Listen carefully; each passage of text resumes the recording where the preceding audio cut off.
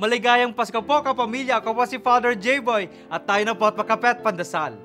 Nakatira si Alice sa madilim na iskinita sa looban ng London.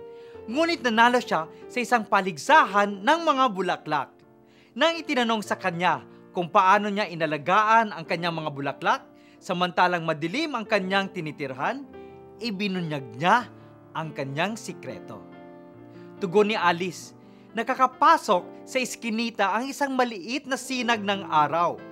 Pagdampi ng araw, inilalagay niya ang tanim sa daanan nito. Habang gumagalaw ito, sinusundan din niya ang araw habang inuusog niya ang tanim sa daanan nito.